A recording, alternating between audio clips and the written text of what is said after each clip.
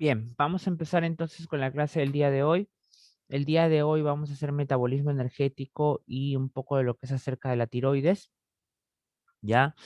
Bueno, vamos a recordar un poco acerca de lo que es el metabolismo energético, ¿no? Ustedes saben que nosotros nos manejamos a base de energía, que las enzimas y las concentraciones del interior y el exterior de la célula se mantienen gracias a bombas que requieren de gasto de ATP, ¿no? Y es que la energía es la forma mediante la cual funcionan las múltiples moléculas y células del cuerpo. Entonces eh, nosotros no logramos almacenar energía, ciertamente, no somos capaces de almacenar en forma de moléculas de energía, pero sí somos capaces de utilizarla a través de la formación de moléculas. Y esta molécula es el adenosín trifosfato, ¿verdad?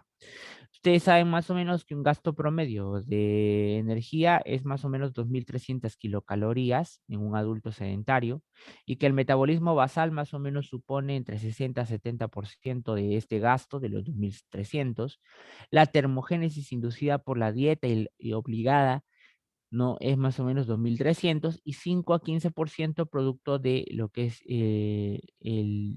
la dieta obligada, el 20 a 30% de la actividad física espontánea, ¿no? Entonces, cuando se realiza un trabajo diario, puede llegar a consumirse inclusive hasta aproximadamente 4.000 calorías adicionales, o sea, casi 6.300. ¿De qué depende entonces? Las calorías dependerán del grado de actividad física que nosotros hagamos. Mientras más actividad física nosotros hagamos, mayor gasto energético habrá. Mientras menor haya, menor cantidad de gasto energético habrá. Sin embargo, como ya hemos dicho, existe una mínima cantidad de calorías que se debe de aportar, siendo que tenemos un consumo basal mínimo de aproximadamente unos 2.000 kilocalorías. ¿Sí? Muy bien. Entonces, el proceso de formación de ATP se basa en la oxidación de varios tipos de moléculas. ¿Cuáles son esas moléculas que se oxidan para poder obtener ATP? La glucosa, los ácidos grasos libres, los aminoácidos y los cuerpos cetónicos, ¿no? Como media, el proceso de oxidar combustible para formar ATP tiene más o menos una eficiencia del 40% y el 60% restante se pierde en forma de calor, ¿no? De tal manera que, ok, ok. Eh, ¿Dónde estaba? ¿Dónde estaba? Apellido, por favor, escriba ya en el chat. Ya. Entonces, en el metabolismo energético tiene, pues, fases, ¿no? Tiene una fase digestiva o absortiva que se produce más o menos 2 a 3 horas en que se tarda en ingerir el alimento, ¿no? La fase interdigestiva posabsortiva que se produce entre las comidas, la fase de ayuno que suele ocurrir entre la última ingesta antes de acostarse y el ayuno, y del desayuno, y la fase del ejercicio agotador, ¿no? En la que se suelen generar intensas necesidades de energía durante esto. Entonces, miren ustedes el consumo calórico por minuto a nivel basal, o sea, sin hacer absolutamente nada, solo por el hecho de estar viviendo y que nuestras células desarrollen una serie de reacciones químicas, nuestro consumo calórico va entre 1.1 kilocalorías por minuto. En sedestación, miren, más o menos 1800, 1.8. Los pasos, dependiendo de la cantidad de pasos realizados, a 1 kilómetro por hora, 4.300. Y miren, si nosotros aumentamos a 2 kilómetros por hora, aumentamos a 8.2 de consumo kilocalórico por minuto, ¿no? El hecho de subir escaleras, más o menos 9 kilocalorías por minuto, nadar 10 kilocalorías por minuto, el ciclismo, ¿no? Hasta 11 kilocalorías por minuto, el trabajo doméstico, el trabajo en fábrica, los granjeros, ¿no? Y la construcción más o menos esta es, ¿no? Bien, y entonces, ¿cómo logramos obtener este ATP? ¿De dónde obtenemos esta molécula que utilizamos como fuente para la energía? ¿No? Hay que tener en cuenta que la síntesis del ATP se genera mediante la oxidación de las moléculas antes mencionadas, o sea, de los hidratos de carbono, de los ácidos grasos libres y de los aminoácidos, ¿no? El principal carbohidrato utilizado para poder obtener energía son las monosacáridos de 6 carbonos o dexosa, conocida como la glucosa. Y el proceso depende básicamente de 3 etapas. La primera etapa o fase es el atrapamiento de la glucosa por parte de la célula. ¿Qué es lo que se hace? Es que la célula ingresa o atraviesa la membrana gracias a transportadores facilitadores bidimensionales, es decir, quiere decir que permite tanto la entrada de glucosa como la salida de la glucosa. Y ese transportador se llama el GLUT, ¿no? Cuando está ya dentro de la célula, hay una enzima que se llama la glucosa 6-fosfato, ¿no? Y esa glucosa 6-fosfato, que puede ser la glucoquinasa o más conocido como la exoquinasa, transforma a la glucosa en glucosa 6-fosfato, ¿no? La exoquinasa es cuando está a nivel de hígado y la glucoquinasa en los demás tipos de células, ¿no? Entonces, al transformarla en glucosa 6-fosfato, la glucoquinasa transforma a una forma fosfatada la glucosa que, gracias a su naturaleza química, ya no puede volver a salir a través del GLUT, ¿no? Es decir, solamente puede quedarse en el interior de la célula, esa glucosa 6-fosfato.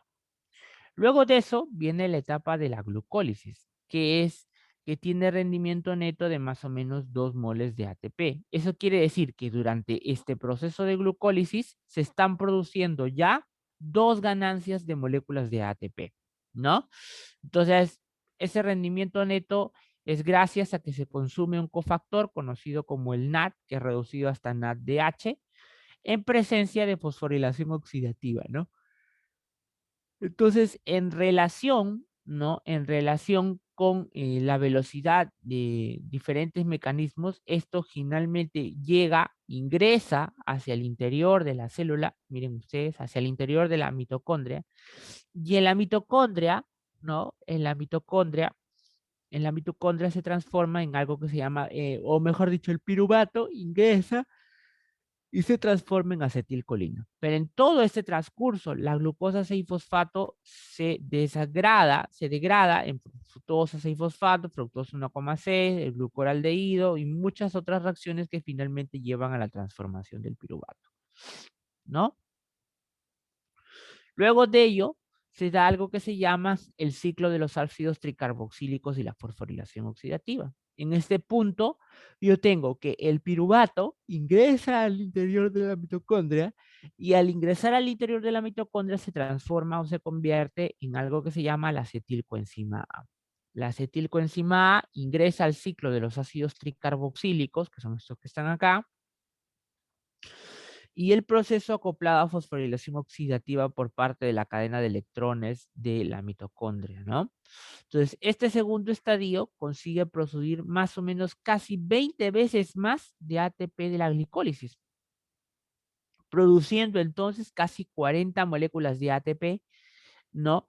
Pero para ello, para que el transportador de electrones funcione y para que la generación de ATP se pueda dar, requiere de la presencia de oxígeno. Por eso, este momento, que es el ácido tricarboxílicos y la fosforilación oxidativa, requiere una reacción aeróbica.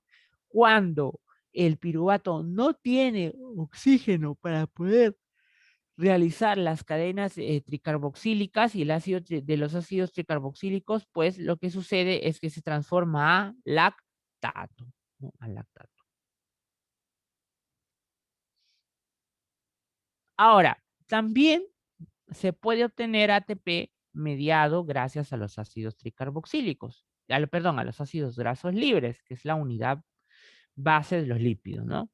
¿Cómo? Porque se liberan en el tejido adiposo mediante lipólisis, circulan a la sangre unidos a través de una proteína que la mayoría de las veces es la albúmina y son transportados, ¿no? Miran ustedes, ingresa, se transforma en acetilcoenzima A grasa, ¿no? Y son transportados por un transportador conocido como carnotina palmitoil transferasa 1 y 2, ¿no? Y ingresa a un proceso que se llama la oxidación de los ácidos grasos, que elimina 2 moléculas de carbono de cada cadena de ácido graso y genera una molécula que se llama la acetilcoenzima, que se oxida luego a través de los ciclos de ácidos tricarboxílicos y la fosforilación oxidativa. Además, al generar de acetilcoenzima en la beta oxidación, se generan moléculas de FAT y NADH, lo que permite producir hasta 7 moléculas de ATP mediante la fosforilación oxidativa.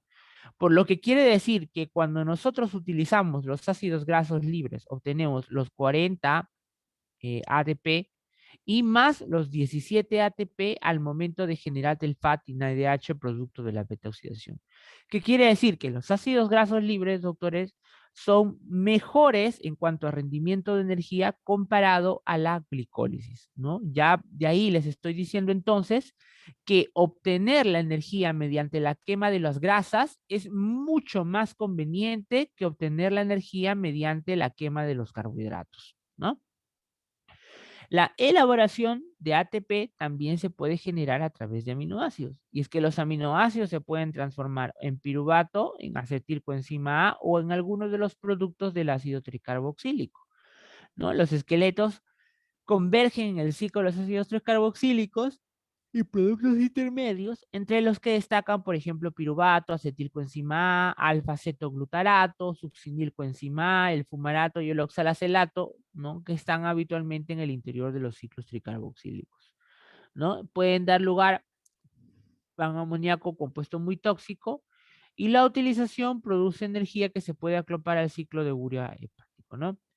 También se puede obtener mediante los cuerpos cetónicos, que son el acetoglutarato, el acetoacetato y el beta-hidroxibutirato, ¿no? Que son, como vamos a ver más adelante, compuestos especiales obtenidos productos de la oxidación solamente de los ácidos grasos libres. Bien, ¿y cómo almacenamos nuestros diferentes tipos de fuentes de energía? En el caso de los carbohidratos, doctores, primero hay que tener en cuenta que cuando nosotros queremos almacenarlo, la fuente de almacén más importante son dos, el músculo y el hepatocito, pero probablemente el más importante sea a nivel del músculo y el que más rápido se utiliza es el del hígado. ¿Cómo se almacena la energía? Bueno, como nosotros no podemos almacenar energía en primera instancia, almacenamos la molécula mediante el cual obtenemos la energía, que es la glucosa. Y la glucosa la almacenamos mediante, como ya hemos visto en los alimentos, cadenas largas de carbohidratos, ¿no? Este caso es el del glucógeno, ¿no? Más o menos se dice que nosotros tenemos unos 100 gramos de glucosa a nivel del hepatocito, a nivel de todos los hepatocitos, y 400 gramos de glucógeno a nivel del músculo estriado, ¿no? Entonces, el glucógeno sintetasa es la enzima fundamental que añade glucosa 1,6-fosfato a la cadena de glucógeno en crecimiento, ¿no? Es decir, hace que se quede glucosa 1,6-fosfato, ¿no? Y esta forma parte del glucógeno, ¿no? El hígado puede almacenar casi 100 gramos, ¿no? El glucógeno fosforila la enzima clave implicada en eliminar moléculas de glucosa del glucógeno y expresa la glucosa 6-fosfatasa, ¿no? Por lo que la célula no puede salir del hepatocito y necesariamente se queda para la formación del glucógeno. A nivel del músculo sucede algo muy parecido. En este caso, la glucosa del plasma pasa a la glucosa 6-fosfato gracias a la glucosa 6-fosfatasa, luego 1-fosfato y luego al glucógeno, ¿no? Muy bien. En el caso de las grasas, nosotros no somos capaces de poder almacenar en el hígado una cantidad determinada de ácidos grasos, ¿no? Lo que es más, nosotros no podemos pasar de esta cantidad de glucógeno en almacenamiento.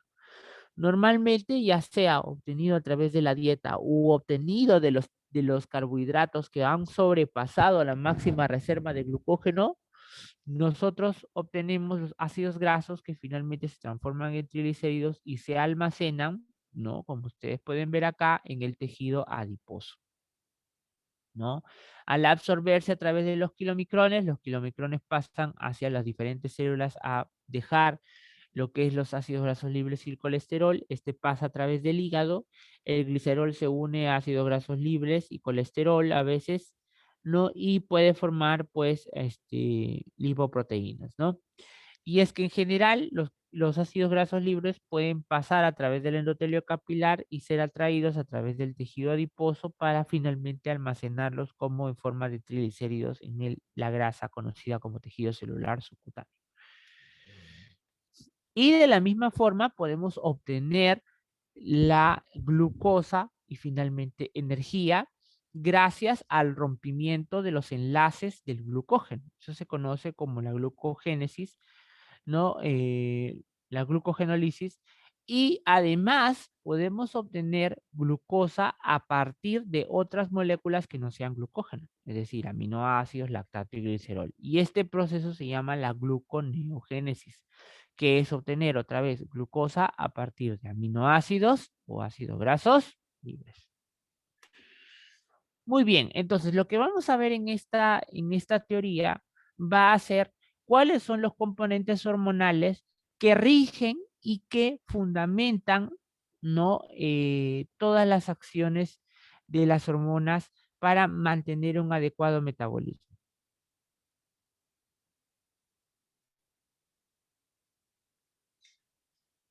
A ver un momento.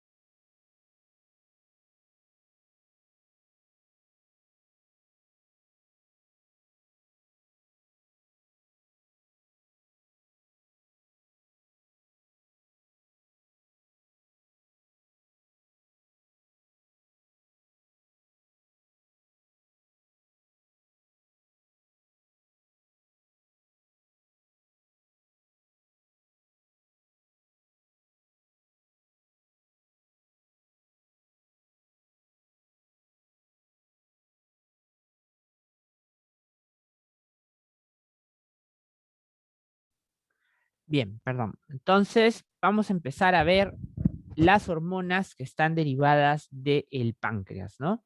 Y primero vamos a recordar algunas cosas acerca del páncreas. Ustedes se acuerdan, el páncreas tiene dos funciones, ¿no? Tiene las funciones que son endocrinas y las funciones exocrinas, ¿no? Eso quiere decir que tiene un componente glandular produciendo lo que son, por ejemplo, secreciones o jugos pancreáticos, que como habíamos visto en digestivo, son los responsables de la digestión de la mayoría de los componentes provenientes de la dieta, las proteínas, los carbohidratos, los ácidos grasos, etcétera, ¿no? Entonces, sin embargo, el páncreas en su interior tiene algunos componentes celulares no acinares que están compuestos por células en agrupaciones que se conocen como los islotes de Langerhans, llamados así porque efectivamente cuando uno los puede ver en el microscopio óptico, puede darse cuenta que son como aislamientos determinados de células que están rodeados por vasos sanguíneos, ¿no? Y a esto se les llama los islotes de Langerhans. Entonces se dice o se aproxima que supone más o menos el 1 al 2% de la masa pancreática total y que estos islotes de Langerhans están básicamente en la cuerpo, la cola y la parte anterior de la cabeza, ¿no? Más abundante, el más abundante de los componentes celulares es la célula beta. La célula alfa representa más o menos el 10% de los islotes y son los que secretan la hormona conocida como glucagón. La célula delta, que representa más o menos el 5%, que secreta una hormona que se llama la somatostatina. Y finalmente, un cuarto tipo que es la célula tipo F, que constituye el 80% de las células, segregan el polipéptido pancreático, ¿no? Muy bien. Cuando uno observa cómo es el flujo sanguíneo del páncreas, nos damos cuenta que habitualmente, miren ustedes, el drenaje venoso, como ven ustedes acá, proviene alrededor de las periferias, ¿no? ¿Ven? Mientras que la irrigación arterial está dada básicamente hacia el centro, ¿no? Hacia el centro del islote de Langerhans, ¿sí? Bien, entonces vamos a hablar de la primera, que es la célula producida por la célula beta, o sea, la insulina. En fines de resumen, ustedes van a ver que la insulina es una hormona prácticamente anabólica, responsable del mantenimiento de la glucosa y de las concentraciones determinadas de ácido graso libre, ¿no? ¿Y cómo logra la insulina mantener la glicemia y las concentraciones de ácidos grasos? Mediante diversos mecanismos. Se dice que la insulina es una hormona anabólica porque promueve la construcción, ¿no? De algunos componentes. Vamos a ver cómo. Uno, estimula lo que es la captación de glucosa y la utilización en el músculo y el tejido adiposo, aumentando los depósitos hepáticos y musculares de glucógeno y reduciendo la salida de glucosa del hígado. Quiere decir que aumenta que las células en general vayan a captar la glucosa y que éstas sean utilizadas, ¿no? Que sean utilizadas por los diferentes tejidos. Pero además promueve que las células como son de las dos principales que guardan a los depósitos de glucosa, es decir, glucógeno en el cuerpo, que son los hepatocitos y las células musculares, promuevan el aumento del depósito del mismo. Y para ello requiere que la glucosa que ya entró al tejido no pueda salir. Por eso evita la salida de la glucosa que ya entró al hígado. Dos, potencia la síntesis de proteínas a partir de aminoácidos, ¿no? Aminoácidos e inhibe la degradación en los tejidos periféricos, ¿no?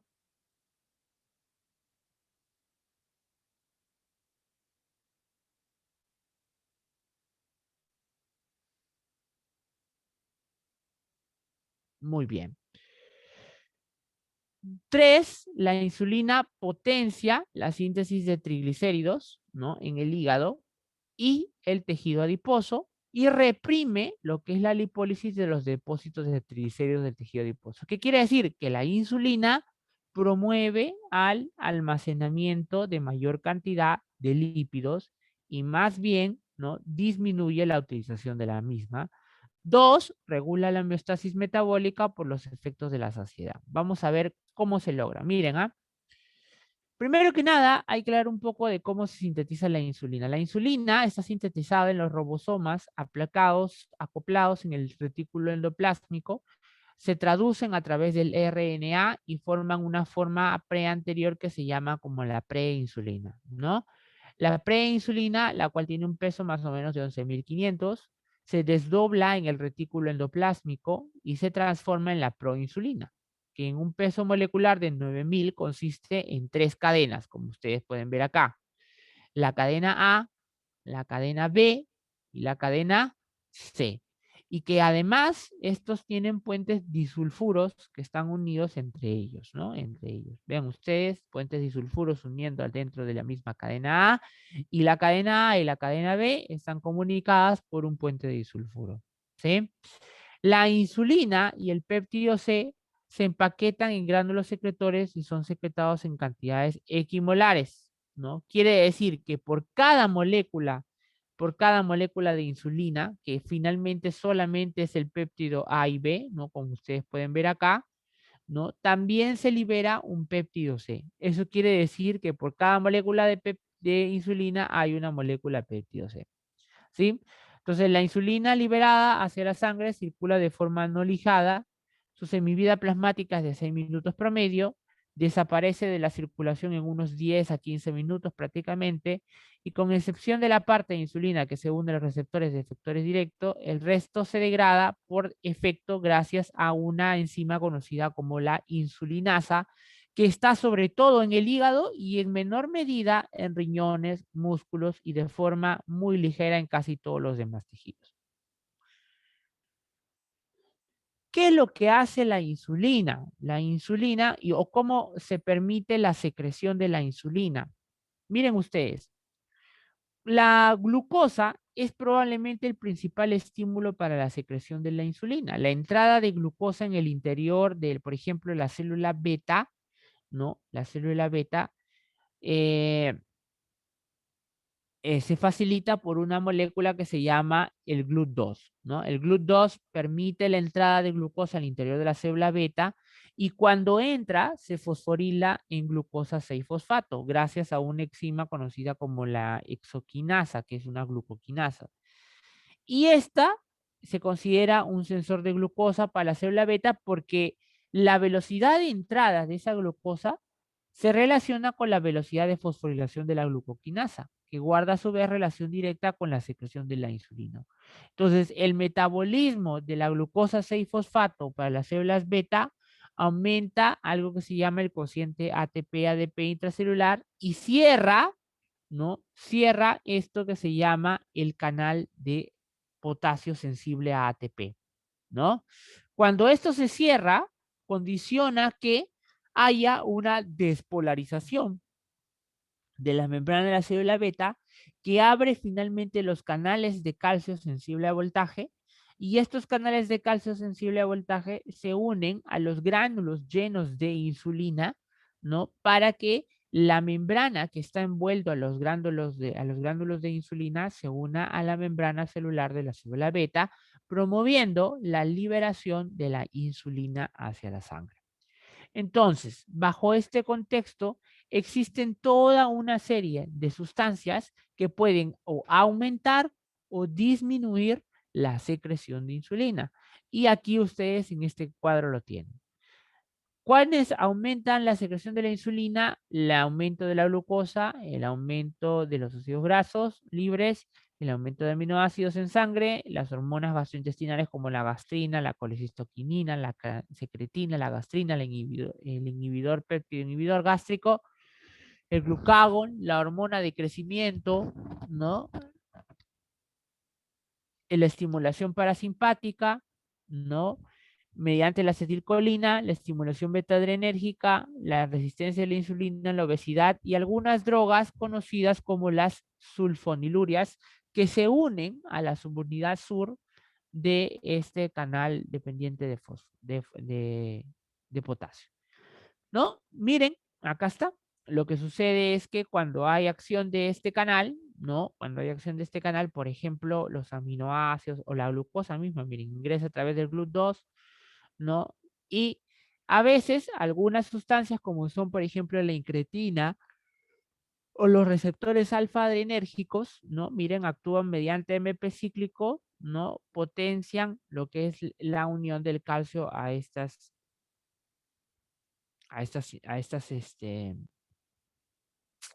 insulina. O, por ejemplo, receptores alfa-adrenérgicos, gracias a la adrenalina y la noradrenalina, inhiben a la adenilciclasa, es decir, la menor formación de MP cíclico y menor secreción de insulina, ¿no? Muy bien. Perdón un momento, disculpen.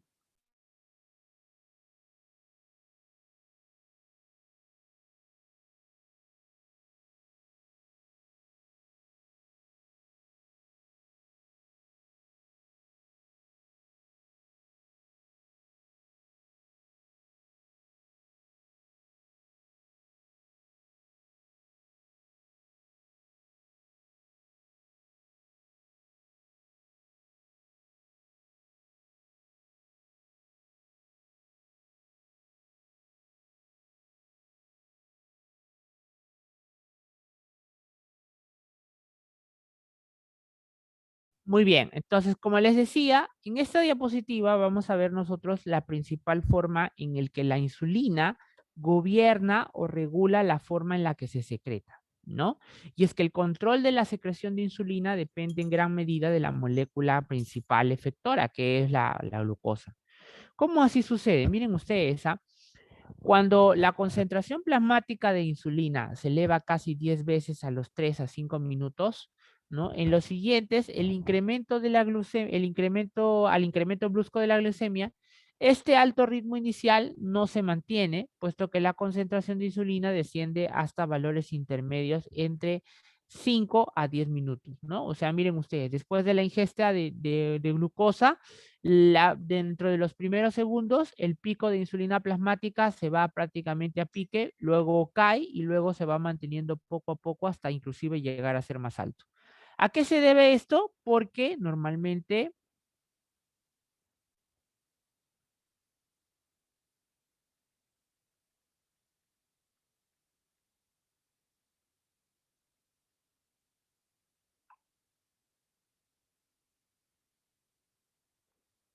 y como ustedes ven, ¿por qué se debe esto? Porque la insulina que está liberada directamente de la célula beta, ¿no? Se libera toda de una sola ante el estímulo, por ejemplo, del carbohidrato, y luego, ¿no? Luego se agota. Sin embargo, luego viene la insulina de nuevo, es decir, la célula que está siendo sintetizada por la célula beta y que poco a poco se va liberando en la sangre, ¿no? Entonces, 15 minutos después del estímulo, la secreción de insulina aumenta una segunda vez y alcanza hasta 2 a 3 horas siguientes, en esta ocasión, a un ritmo de secreción mucho mayor, inclusive que la del pico que se presentó. Entonces, esta secreción se debe básicamente por liberación de insulina adicional. Ahora, todo aumento de glucemia elevará ciertamente la secreción de insulina y esta a su vez fomentará el transporte de glucosa hacia las células del hígado, el músculo y otros tejidos, reduciendo la normalización o normalizando la concentración de sanguínea de glucosa, ¿no? Así pues, por ejemplo, miren ustedes la concentración plasmática de glucosa, ¿no? Y miren ustedes el incremento de la secreción de insulina mediante el cual yo aumento mucho mayor cantidad de concentración, mayor cantidad de insulina yo tendré que finalmente se secreta, ¿no? Y esto es así, porque la secreción de insulina puede ser prácticamente inactivada prácticamente con celeridad casi inmediatamente después de haberse normalizado, ¿no? Los niveles de glicemia, ¿no? Así como es muy sensible para cuando se elevan los niveles de glucosa, también lo es para cuando comienzan a bajar y por lo tanto también de esa misma forma suele bajar casi inmediatamente los niveles de insulina. Y entonces lo que sucede es que se da la activación de su receptor, que es un receptor complejo formado por dos subunidades alfa que se encuentran unidas a dos subunidades beta y que a su vez están unidos por puentes llamados puentes disulfuro y que esto además está unido a través de un sistema de enzimas tirosina quinasa que actúa a través de un sistema de sustrato de enzimas que genera una serie de efectos como el transporte de glucosa, la síntesis de grasas, la síntesis proteica. Disculpen, un momento.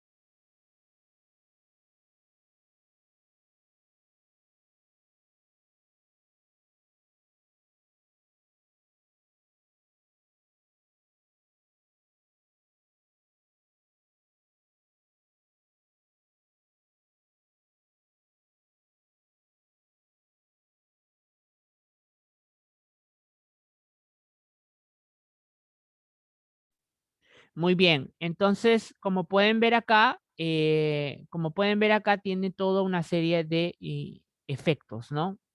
Ay, otra vez.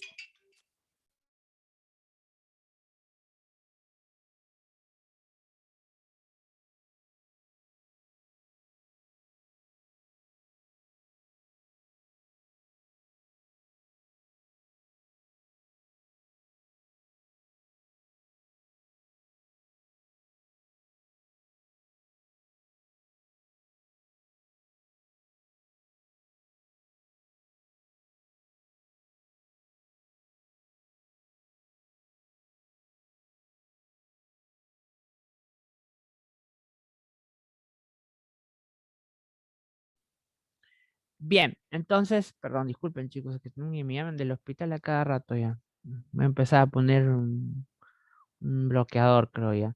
Entonces, el efecto de la insulina sobre el mecanismo. Miren, cuando nosotros hablamos de la insulina, ya hemos visto hasta ahora cómo se sintetiza, ya hemos visto la sensibilidad que tiene a los niveles de glucosa, tanto como para su bajada como para su subida, ¿no? Pero ahora vamos a ver cuáles son los efectos. Y entonces los efectos son en la célula hepática, que son distintos al de la célula muscular y al de otro tipo de células. Vamos a ver los efectos sobre el metabolismo de los carbohidratos, pero en el músculo. ¿Qué es lo que pasa? Durante gran parte del día, la energía utilizada por el tejido muscular no depende básicamente de glucosa, sino que básicamente depende de los ácidos grasos. Y la principal razón es que los ácidos grasos, ¿no? Se obtienen de la membrana celular en reposo y es realmente muy poco permeable a la cantidad de glucosa obtenida a través, ¿no? De las membranas celulares de la fibra muscular. Es recién cuando recibe el estímulo de la insulina que la fibra muscular es capaz de poder obtener a la glucosa como parte de sus fuentes de energía. Entonces, existen dos situaciones en las que el músculo puede consumir mucha glucosa. Una es cuando hay ejercicio moderado e intenso, ¿no? Y esto es que para esta utilización la glucosa no se necesitan grandes cantidades de insulina porque la contracción muscular aumenta la translocación del transportador tipo glucosa 6, ¿no? Del transportador de glucosa, o sea, GLUT4, desde los depósitos intracelulares a la membrana celular. Y el segundo es el estado mediante el cual el músculo consume mucha glucosa durante las horas siguientes, ¿no? Entonces, miren ustedes, en el estado de reposo, ¿no? Nosotros tenemos que la glucosa intracelular prácticamente se mantiene estable comparado a la glucosa extracelular y conforme hay evidencia de insulina, el efecto sobre los carbohidratos es mayor obtenido gracias al aumento de la insulina en el interior, ¿no? Gracias a que aumenta la glucosa en el interior de la célula muscular. Ahora vamos a ver qué pasa con el hígado. En el hígado tiene un efecto de depósito rápido de glucógeno del hígado a partir de toda la glucosa absorbida después de las comidas. En ayunas, cuando la glicemia empieza a descender, la secreción de insulina disminuye prácticamente con rapidez y el glucógeno hepático más bien se transforma de nuevo en glucosa, es decir, comienza a romper el glucógeno para obtener la glucosa que no se puede obtener gracias a que todavía nos encontramos en ayuno. Entonces, se libera a través de la sangre, aumentando así la glicemia. El glucógeno puede aumentar hasta un total de aproximadamente 5 a 60% la masa hepática, lo que equivale más o menos a 100 gramos de glucosa. Quiere decir que como máximo, la cantidad de glucógeno almacenado en el cuerpo es más o menos 100 gramos a nivel hepático. Así nosotros comamos lo que comamos, la mayor cantidad de carbohidratos, estos no se van a poder almacenar en forma de glucógeno que no sea en el hígado. Entonces, uno, inactiva la fosforilasa hepática, ¿no? Es decir, es aquella que es la encargada de degradar el glucógeno hepático. Por lo tanto, evita que el glucógeno que está adentro del hepatocito se degrade en glucosa. Dos, incrementa la actividad de la glucoquinasa, que es la responsable de la fosforilación de la glucosa, es decir, aquella que mantiene a la glucosa en el interior de la célula y no permite que se escape otra vez hacia el torrente sanguíneo. Y tres, fomenta la actividad de la glucógeno sintetasa, es decir, permite que la glucosa que ha entrado ya al interior del hepatocito ahora se transforme en glucógeno para mantenerse en el interior del hepatocito. ¿Qué pasa entonces en ayunas? Que uno, disminuye la secreción de insulina y la falta de insulina pues anula los efectos que ya antes he mencionado, interrumpiendo la síntesis de nuevo de glucógeno y evitando la captación de glucosa.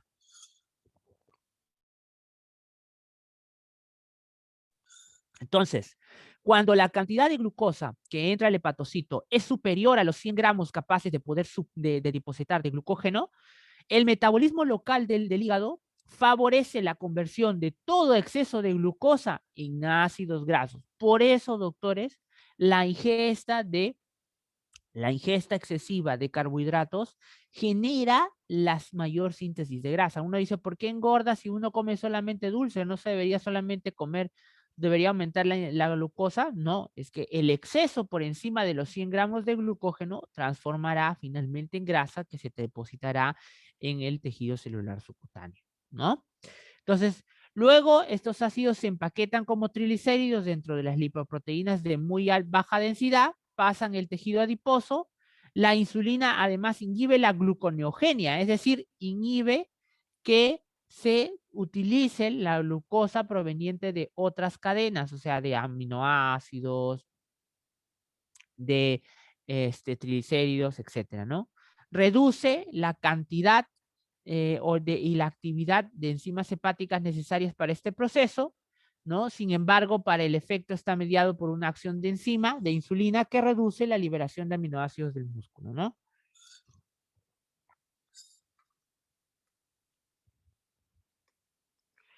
Además, favorece el depósito de lípidos, como aumentando la utilización de la glucosa en los tejidos y reduciendo la utilización de grasa, es decir, ahorrando los lípidos. Fomenta lo que es la síntesis de ácidos grasos en mayor medida cuanto mayor carbohidratos se ingiere. La insulina pues acelera el transporte de la glucosa a los hepatocitos, como ya hemos mencionado, y este se degrada a piruvato y el piruvato se transforma en acetilcoenzima A, el cual además de poder ser utilizado como parte de energía, también es sustrato necesario para poder sintetizar a partir de acetilcoenzima A los ácidos grasos. Además, en los ácidos tricarboxílicos, que son los que vemos acá, tiene un efecto directo sobre la acetilcoenzima A, enzima necesaria para formar malonilcoenzima A, que finalmente es utilizado, ¿no? como parte de los ácidos grasos libres. Además, ¿no? Todos los ácidos grasos se sintetizan en el hígado y se emplean para formar triglicéridos, que es la forma habitual de depósito de grasa, ¿no? ¿Qué es lo que hace la insulina? Activa la lipoproteína lipasa de las paredes capilares del tejido adiposo, que desdobla nuevos triglicéridos de ácidos grasos, requisito imprescindible para la absorción de las células adiposas, donde se transforma a su vez en triglicéridos y se almacena. Ustedes saben que para que el ácido graso o los triglicéridos puedan ingresar al interior de la célula adiposa, requieren previamente ser degradados. Esa enzima es la lipoproteína lipasa. Degrada a los triglicéridos, utiliza los ácidos grasos obtenidos mediante estos y los ingresa al interior del adipocito. ¿Quién estimula esa lipoproteína lipasa? Pues la estimula la insulina. La insulina además inhibe a una hormona que se llama a la enzima conocida como la lipasa sensible hormonas, la cual hidroliza más bien, al contrario, los triglicéridos que hay en el interior de este ácido graso, perdón, de este adipocito, y permite que se libere la sangre. O sea que promueve que ingrese más, pero evita que salga más, ¿no? Además, tiene efectos sobre las proteínas. ¿Cómo que hace? Estimula el transporte de muchos aminoácidos al interior de la célula, ¿no? Esto quiere decir que promueve, pues, que haya mayor cantidad de proteínas en el interior de la célula, aumenta la transducción del ARN mensajero, es decir, la síntesis de proteínas nuevas, ¿no? Acelera la transcripción de determinadas secuencias genéticas de DNA, ¿no? Haciendo que mayores cantidades de ARN y prosiga a la síntesis de proteínas, inhibe el catabolismo de las proteínas, por lo que amortigua la velocidad de liberación de aminoácidos de las células, sobre todo de células musculares, y dentro del hígado disminuye el ritmo de la gluconeogenia. ¿Qué quiere decir? Que disminuye la capacidad del hígado para obtener glucosa a partir de aminoácidos, por ejemplo, y por lo tanto permanece en el interior, ¿no? Permanece en el interior en forma de aminoácidos, ¿no? En consecuencia, reduce la actividad de las enzimas de la gluconeogénesis como sustratos para la glucosa. Entonces, esta supresión de la gluconeogenia hace que estos se convierten en depósito corporal de muchas proteínas. Y el glucagón, que aparentemente es la hormona que se contrapone a las acciones de la insulina, lo que vamos a ver es que básicamente provoca dos cosas. La degradación de glucógeno hepático, es decir, al contrario de la insulina, provoca la glucogenólisis, que no es lo mismo que la gluconeogénesis, ¿no? Y el aumento de la gluconeogenia hepática, o sea que genera que el hepatocito genere mayor cantidad de glucosa a partir de otras moléculas que no sean glucógeno.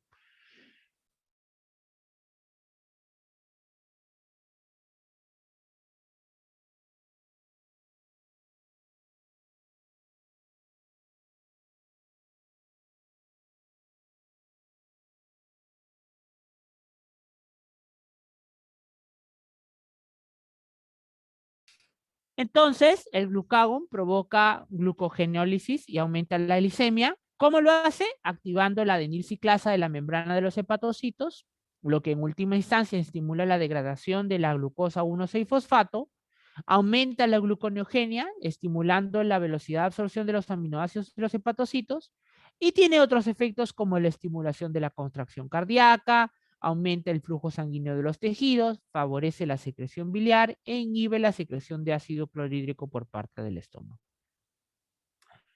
Muy bien. No sé si hasta ahí tienen alguna duda, muchachos.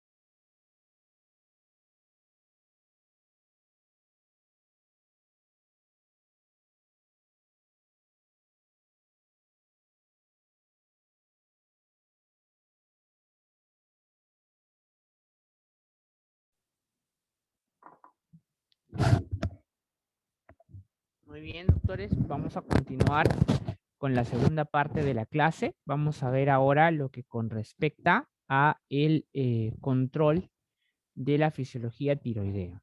¿Sí? A ver un momento.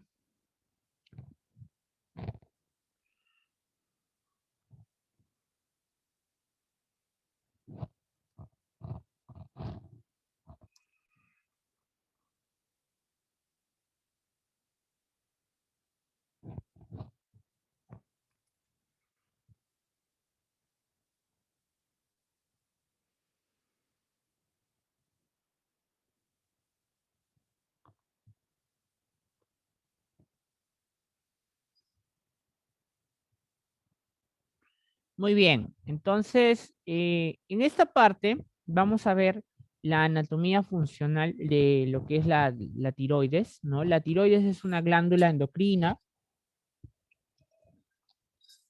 que está situada en el cuello, anterior a la tráquea, ¿no? Consta de dos lóbulos interconectados por un istmo, ¿no? El folículo tiroideo es lo que se conoce como la unidad estructural de la tiroides, y a diferencia de otras glándulas endocrinas, la tiroides habitualmente almacena sustancias secretoras en la luz de los folículos, ¿no?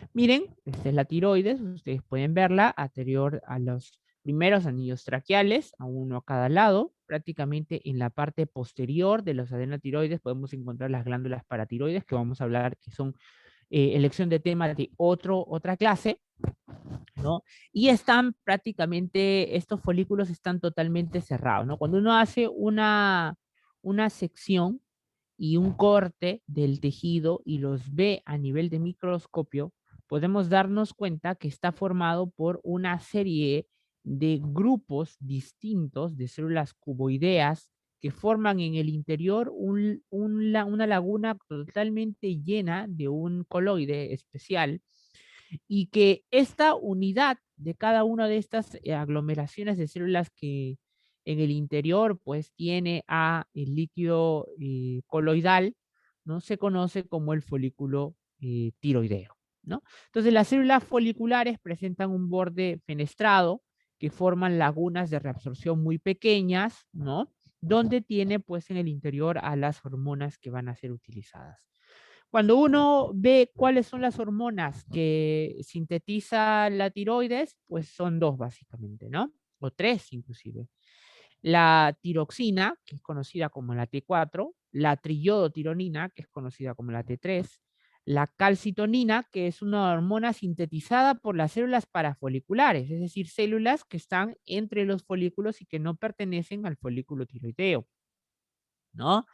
Que en realidad vamos a ver esto que juega un papel, digamos, más a nivel del metabolismo del calcio y todo ello, no tanto con el tema de la tiroides, pero lo cierto es que estas células están presentes en la hormona tiroidea. Y estas células están sintetizando lo que es las células foliculares a la T4 y T3 y tienen como mecanismo estimulador a la TSH, que es la hormona liberadora, la hormona estimulante de la tiroides producida por la adenohipófisis, ¿se acuerdan? Por las células tirotrópicas, ¿sí? Entonces, aumenta la síntesis de proteínas, el metabolismo celular, el índice de crecimiento en los procesos mentales, el metabolismo de carbohidratos, de colesterol, de, ¿no? de fracción de frecuencia cardíaca, la respiración y la acción muscular, ¿no? Vamos a ver cómo así sucede. Miren, nosotros obtenemos a la hormona tiroidea gracias a la tirosina. La tirosina es uno de los aminoácidos que gracias a la peroxidasa se transforma a la monoiodotirosina, mediante el cual une una molécula de cloro, una molécula de yodo, ¿no? A la molécula de tirosina. Esta a su vez puede volver a ser otra vez iodada y se transforma en diodotirosina. Luego puede ser inclusive unida a otro grupo de yodo y otro grupo de exosa, ¿no? Donde se transformará en la 3,53, ¿no? Triiodotironina, conocida como T3. Y además podemos cambiar la localización de esta molécula de yodo hacia una porción en el cual guarda reflejo, ¿no? Como es la T3 reversa, ¿no? La T3 reversa, que es, como vamos a ver más adelante, una forma inactiva de la hormona tiroidea, y podemos totalmente iodar todos los puntos, ¿no? De estas moléculas, conocido como la T4 o la tiroxina, que es finalmente la conocida de las hormonas tiroideas, ¿no?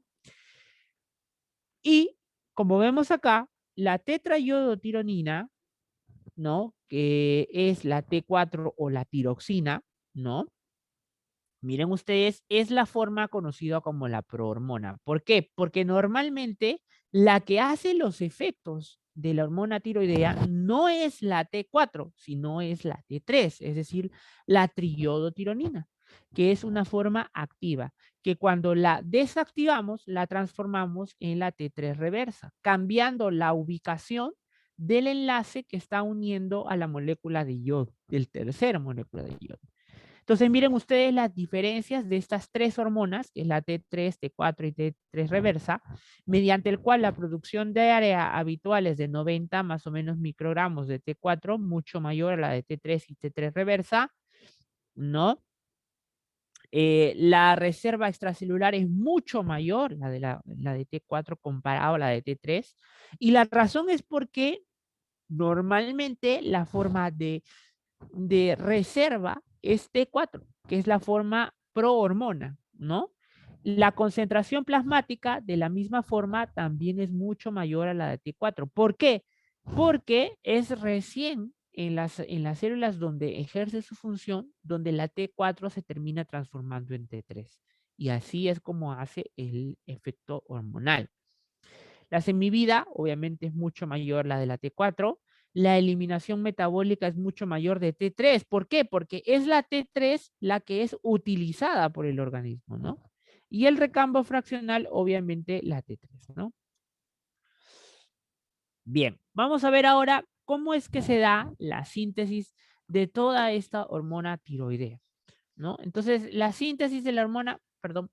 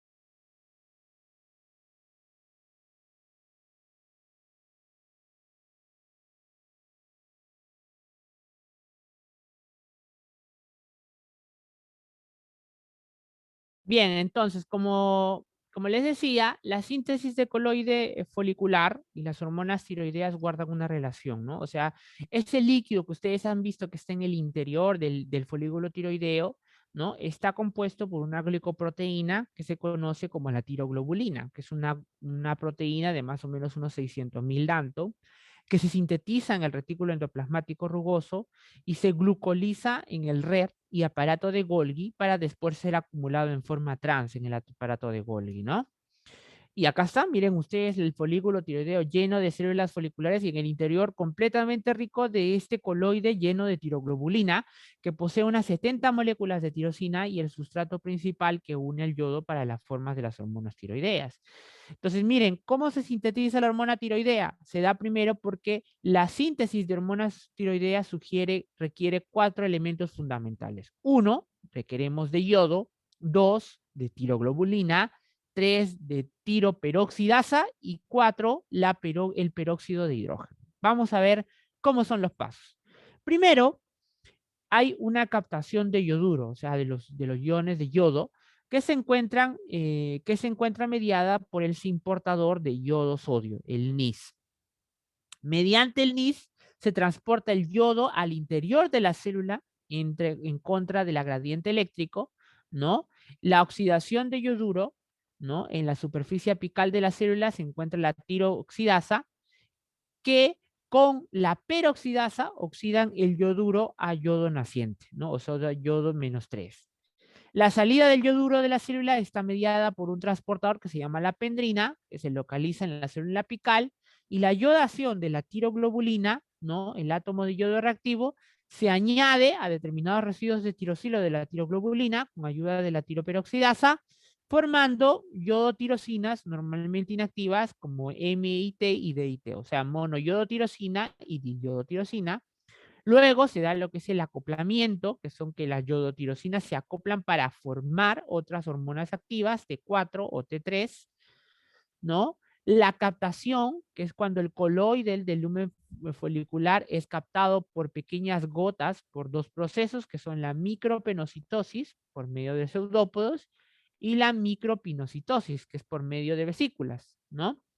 La ruptura, que es la vesícula pinocítica, se une a lisosomas y se produce la proteólisis de la tiroglobulina, ¿no? Y finalmente, cuando las hormonas tiroideas pasan al lisosoma del citosol y posteriormente la circulación. Miren, aquí lo vamos a ver mucho mejor. Primero, la captación de yodo, luego la oxidación del yodo, luego la salida del yodo, ¿no? La salida del yodo, perdón, ¿no? Luego lo que es la yodación de la tiroglobulina y luego el acoplamiento, ¿no? La captación, ¿no? La captación, la ruptura y finalmente la secreción de la hormona. A ver, acá se ve mucho mejor. Miren, nosotros tenemos acá hacia aquí lo que es todo el líquido folicular y hacia aquí el intersticio, ¿no? Entonces, ¿qué sucede? Que habíamos dicho que primero el NIS, el cotransportador de yodo con sodio, transporta yodo al interior de la célula y este de aquí, ¿no? Este yodo, gracias a la molécula conocida como la pendrina, permite intercambiar al yodo hacia con el cloro, ¿no?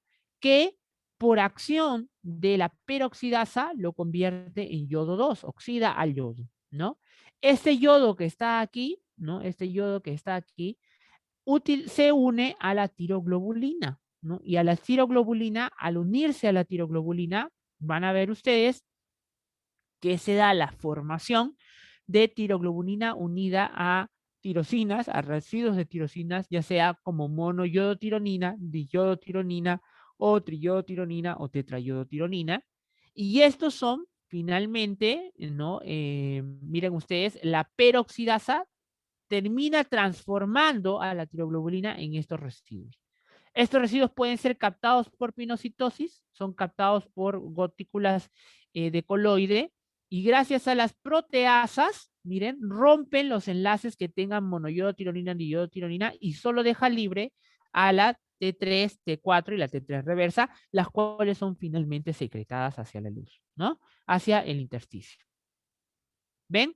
Acá otro gráfico más donde se puede ver mucho mejor. Miren ustedes, ¿no? El yodo ingresa gracias a la pendrina se une con la tiroglobulina y gracias a la acción de la peroxidasa de tiroidea se transforma la tiroglobulina, se une a múltiples tramos de tetrayodotironina y triyodotironina, el cual es captado por el receptor de megalina a través de pinocitosis, ingresa al interior, ¿no? Actúan una serie de lisosomas en el interior, las proteasas degradan al MIT y DIT y las vuelven a reingresar otra vez, ¿no? Para ser reutilizadas y solamente deja T3 y T4, que son las hormonas que nosotros finalmente liberamos hacia la sangre, ¿no? Entonces, ¿cuál es el efecto de la hormona conocida como la TSH, que es decir, la hormona generada por la glándula hipófisis, ¿no? O la pituitaria? Pues el hecho es que la TSH regula las funciones de la glándula por medio del receptor de TSH. O sea, hay un receptor en la glándula tiroidea de esta hormona estimulante de la tiroides.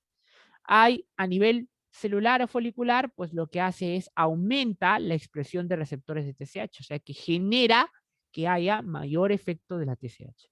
Aumenta el tamaño y la función secretora de las células y aumenta el número de células y transforma las células cuboideas en cilíndricas. ¿Qué quiere decir?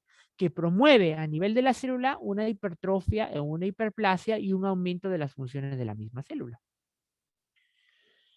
¿Qué genera en el metabolismo del yoduro? Miren ustedes, incrementa el NIS a largo plazo. Eso quiere decir que aumenta, por lo tanto, la capacidad de la célula folicular para poder captar yodo y poder generar más hormona tiroidea. Aumenta la concentración, por lo tanto, de yoduro folicular, aumenta el flujo sanguíneo y con ello el aporte de yoduro. En la síntesis de hormona tiroidea, ¿qué es lo que hace? Aumenta la expresión de tiroglobulina, ¿no? Y la tiroperoxidasa. Y la peroxidasa de hidrógeno, ¿no? Aumenta la iodación de la tirosina y facilita la macropinocitosis del coloide, ¿no? Genera también mayor secreción de hormona tiroidea. ¿Cómo? Aumentando la proteólisis de la tiroglobulina dentro de la célula folicular, ¿no? Vean ustedes. ¿Y qué es lo que hace finalmente la hormona tiroidea en la célula, en todas las células?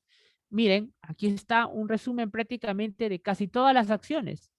En muchos síntomas, en muchos sistemas promueve el crecimiento, el desarrollo del sistema nervioso central a nivel cardiovascular, aumenta el gasto cardíaco, aumenta la perfusión de los tejidos, la frecuencia cardíaca, la fuerza del corazón y aumenta la respiración. El metabolismo que genera el aumento de las mitocondrias, el aumento de ATPasa, el consumo de oxígeno, la absorción de glucosa, la gluconeogénesis, la glicogenólisis, la lipólisis, la síntesis de proteína y el aumento de índice de masa corporal, ¿no?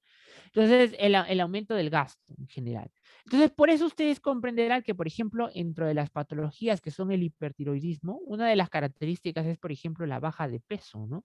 ¿Por qué? Porque justamente lo que hace la hormona tiroidea es aumentar el metabolismo, es decir, aumentar el ratio de consumo de ATP que nosotros estamos teniendo, ¿no?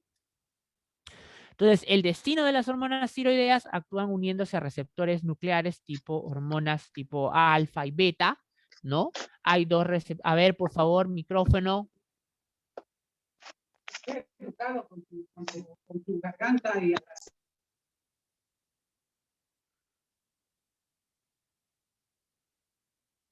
muy bien, entonces actúan uniéndose a receptores nucleares de hormonas tiroideas. Hay dos receptores de hormonas tiroideas como son los alfa y tipo beta.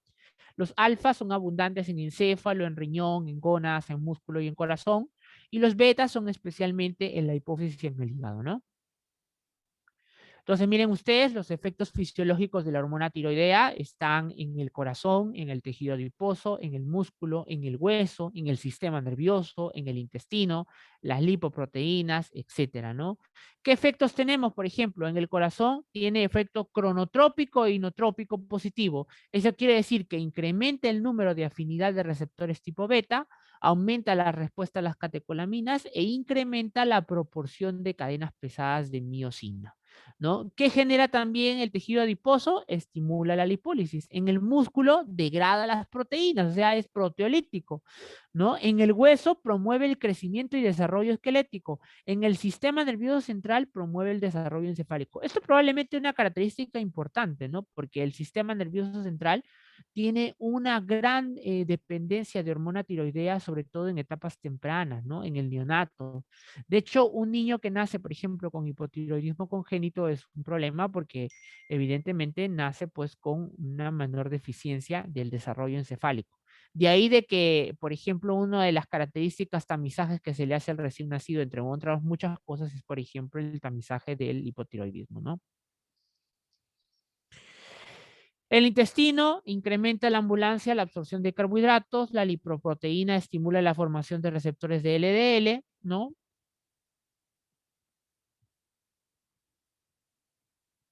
Y estimula el oxígeno por los tejidos, ¿no? A nivel del volumen sanguíneo, ¿no? Puede incrementar la producción de calor y CO2, aumenta en el músculo cardíaco las cadenas pesadas de miocina y globulina, ¿no? Entonces, la hormona tiroidea, al acceder a la sangre, se combina con más del 90% de las proteínas plasmáticas. Estas son, por ejemplo, la globulina de unión a tiroxina, la transtiretina y la albúmina fijadora de tiroxina, ¿no? El T3 tiene una unión muy ligeramente menor y sus funciones son aumentar la reserva de hormonas circulantes, es decir, de estas hormonas transportadoras. Las hormonas se liberan con lentitud hacia la célula, retrasan lo que es la depuración de la hormona y regulan el suministro de hormonas a determinadas células, ¿no? Bueno, Y hemos dicho que la mayor cantidad de secreción se da básicamente a nivel de T4, pero la T4 no es la forma activa. Lo que quiere decir que las células tienen en su superficie la forma de poder transformar a la T3 a T4 a T3 cuando éstas lo requieren. Entonces la T4 es secretada en mayor cantidad que la T3. Sin embargo, la T3 es la que posee la mayor potencia. Por lo tanto, existe un mecanismo que transforma T3, T4 a T3. Y eso son gracias a las enzimas conocidas como las desyodasas. Y hay tres tipos de desyodasas: la desyodasa 1, la desyodasa 2 y la desyodasa 3. Entonces, las diferentes actividades enzimáticas contribuyen a disponibilidades intracelulares de T3 diferentes en cada tejido y se modula la cantidad de hormona activa de acuerdo al requerimiento, ¿no? Bien, entonces existen tres tipos de enzimas, de yodasa 1, de yodasa 2 y de yodasa 3, con localizaciones diferentes, ¿no? En el hígado, en células del túbulo contorneado proximal, en células foliculares, en células tiroideas, de yodasa 2 en el encéfalo, en el tejido adiposo, adenohipófisis, tiroideas, corazón, y la 3 en cerebro, piel, en intestino, ¿no? ¿Cuáles son las funciones de cada uno? La recuperación de yoduro y reutilización en forma de la 1, aumenta la actividad del hipotiroidismo en las de yodasa 2, ¿no? Y la conversión de T3 a T4 se considera prácticamente una proteína oncofetal y su actividad se incrementa en el cerebro, en la piel y el hipotiroidismo. ¿Cuáles son los efectos de la triodotironina sobre el metabolismo celular y consumo de oxígeno? Ya hemos dicho que en general las hormonas tiroideas son básicamente una promovedora del aumento del metabolismo de las células. Entonces, ¿qué hace? Incrementa la actividad metabólica en los diferentes órganos y concentraciones altas pueden incrementar inclusive el metabolismo a 100 a 60% aproximadamente. Esto explica por qué entonces, cuando, por ejemplo, hay lo que le he dicho, lo que les he dicho, que cuando una persona sufre de hipertiroidismo, clásicamente una de las características es la baja de peso, ¿no?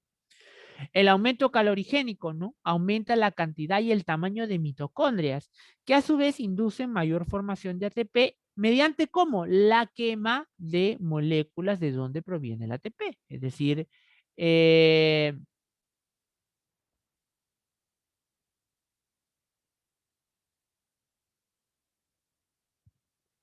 perdón, a través de, ¿no? La obtención de moléculas que captan el ATP y lo queman. ¿Cuáles son? ¿No? ¿Cuáles son? Este, básicamente carbohidratos, ¿no? Carbohidratos y grasas, ¿sí?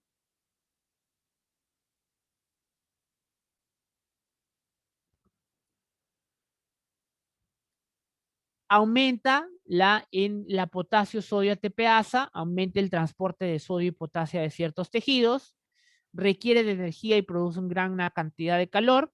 El consumo de oxígeno aumenta con respuesta al aumento de metabolismo, aumenta síntesis de proteínas y su catabolismo, incrementa la absorción de glucosa desde la luz intestinal, estimula el metabolismo de carbohidratos, aumenta la secreción de insulina y además promueve la gluconeogénesis y glucogenólisis. Aumenta el metabolismo de los lípidos, moviliza desde el tejido adiposo, ¿no? Disminuye el depósito de grasa, incrementa la cantidad de ácidos grasos y acelera la oxidación de los mismos, ¿no? Además de ello, induce un descenso en la concentración plasmática de colesterol, fosfolípidos, triglicéridos, aumenta receptores de LDL y de hepatocitos, acelera el índice de utilización de vitaminas, ¿no? Entonces, hay además una interacción entre las hormonas tiroideas y las esteroides suprarrenales, ¿no? Se cree que las interacciones entre las hormonas tiroideas y suprarrenales involucran tres posibles escenarios. Primero, la disfunción primaria de una glándula, sea tiroides o suprarrenal, repercute, ¿qué cosa? Modificando la secreción hormonal de la otra. ¿Cómo? Porque el hipotiroidismo o hipertiroidismo se altera la dinámica de secreción de colesterol, de cortisol, que es la hormona sintetizada por la suprarrenal, y sus acciones y las acciones de las catecolaminas, ¿no? Entonces, por ejemplo, en el hipercortisolismo, ¿no? Es decir, el aumento de cortisol en sangre, ¿no? Se perturba también el eje hipotálamo hipófisis de la tiroides. Por eso es que muchas veces en los componentes o en las alteraciones hormonales de ya sea el cortisol o la tiroides conlleva cambios en uno y en otro, ¿no? La hipofunción primaria recurrente de tanto de suprarrenales como de tiroides causa un hipopituitarismo o insuficiencia poliglandular, ¿no? Etcétera. Entonces hay muchas enfermedades donde se puede, hay una combinación de efectos entre la disminución de funciones, ¿no? ¿Qué efectos tenemos sobre el músculo cardíaco? Pues aumenta el flujo sanguíneo, por lo tanto el gasto cardíaco, aumenta el uso de oxígeno de la liberación de metabolitos, provoca vasodilatación, aumenta el flujo sanguíneo y aumenta el gasto cardíaco. Aumenta la frecuencia cardíaca, se eleva por el incremento directo de excitabilidad del miocardio. De hecho, miren, una característica a veces de los pacientes hipertiroideos, a veces no tienen nada de los signos habituales, ¿no? No tienen los signos clásicos del exoftalmo, ¿no? La baja de peso, que la caída del cabello, que el menos sueño, que las piernas inquietas, ¿no? Que son signos clásicos semiológicos habitualmente vistos en los libros, ¿no? Y a veces estos pacientes solamente cursan con una taquicardia sin explicación, ¿no? Le hacen un dosaje de hormona tiroidea y total que está alta, ¿no? Entonces es hipertiroidismo. Muy bien. Entonces, además, así como hemos mencionado en la clase anterior, estos juegan un papel, ¿no? En el control de la hipófisis y el hipotálamo. Porque como ya hemos visto, el que promueve las acciones de la hormona tiroidea finalmente es el estímulo por parte de la hormona estimulante de la tiroides, es decir, la TSH, ¿no? La TSH. Entonces, ¿no? La TRH estimula la secreción de TSH en la hipófisis, la TSH estimula las células foliculares tiroideas para secretar T3 y T4, ¿no? Aumento en la concentración de T3 y T4 que actúa de manera negativa sobre la hipófisis. Las fases tempranas de desarrollo de T3 y T4 parecen ser positivas, ¿no? Y esto es lo que sucede, mire. Perdón. La célula hipotalámica secreta el TRH actúa sobre el receptor de TRH del adeno-hipófisis, crea la síntesis de TSH, se secreta TSH, la TSH actúa sobre su receptor y este actúa sobre la célula folicular que promueve su crecimiento, su función y además la secreción de hormona tiroidea. Pero la hormona tiroidea por sí sola genera un feedback negativo, sobre todo la T3 genera un feedback negativo tanto en hipotálamo como en hipófisis, ¿no?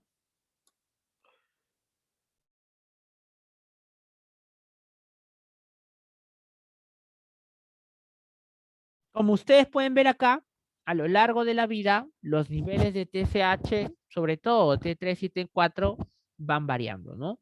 Son sumamente altos mientras menor edad uno tenga, ¿no? ¿Por qué? Porque, como ya les he dicho, las hormonas tiroideas son hormonas fundamentales para el desarrollo del sistema nervioso central del nuevo ser.